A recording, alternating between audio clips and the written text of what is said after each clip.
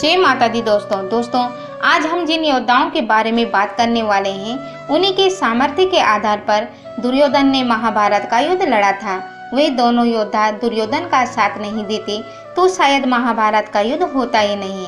एक योद्धा ने अपनी मित्रता के लिए अधर्मी दुर्योधन का साथ देते हुए अपने ही भाइयों के लिए शस्त्र उठाए और महाभारत का युद्ध लड़ा, और दोस्तों दूसरी तरफ दूसरे योद्धा ने अपने कर्म, वचन, प्रतिज्ञा और प्रण के लिए अधर्म का साथ देते हुए महाभारत का युद्ध लड़ा था।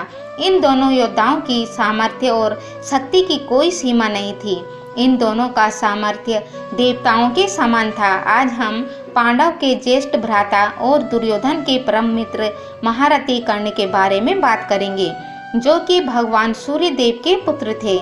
फिर हम बात करते हैं माता गंगा के पुत्र भीष्म की, जिन्होंने कहा था कि पृथ्वी अपने गंध को, अग्नि अपने ताप को, वायु अपने स्पर्श को, जल नमी को, चंद्र शीतलता को और सूर्य अपने तेज को और धर्मराज अपने धर्म को छोड़ दे। किंतु भीष्म तीनों लोगों के सुख और राज्य के लिए या उससे भी महासुख के लिए अपना व्रत नहीं छोड़ेंगे।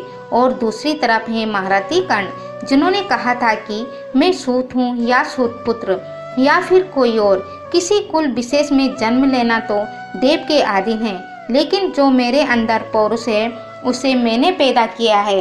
यह वाक्य महारथी कर्ण ने कहा था। दोस्तों अब हम इन योद्धाओं की विशेषताओं पर नजर डालते हैं। पहले बात करते हैं इनकी शिक्षा की।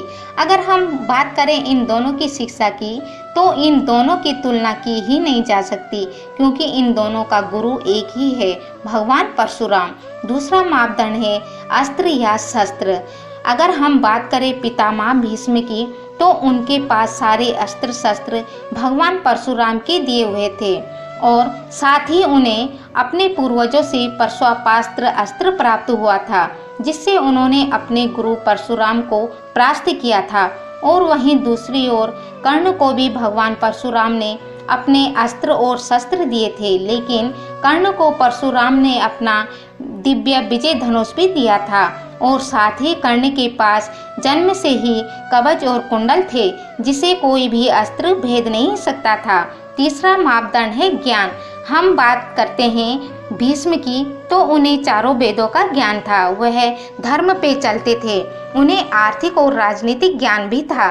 और बात करेंगे अंगराज कर्ण की तो अंगराज कर्ण भी महाज्ञानी थे, किंतु वह मित्र दुर्योधन के कारण अधर्म का त्याग न कर पाए। चौथा मापदंड है बाहुबल। अगर हम बात करेंगे अंगराज कर्ण की तो वह एक महारथी के बराबर थे। दूसरी तरफ पितामह भीष्म दो योद्धाओं के बराबर थे, जिससे यह पता चलता है कि कर्ण से भीष्म पितामह ज़्यादा शक्तिशाली थे। पांचवा मापदंड है वरदान और श्राप। पितामह भीष्म को यह वरदान था कि अपने इच्छा के अनुसार मृत्यु को प्राप्त करें, और साथ ही उन्हें यह श्राप भी था कि अगर वो अधर्म के पक्ष से युद्ध करेंगे तो शिखंडिनी उनकी मृत्यु का कारण बनेगी। दूसरी तरफ अंगराज कर्ण को कोई वरदान तो नहीं था, किंतु परशुराम द्वारा उन्हें यह श्राप था कि जब उनको उनकी विद्या की सख्त जरूरत होगी तो उनकी विद्या उन्हीं का साथ छोड़ दे।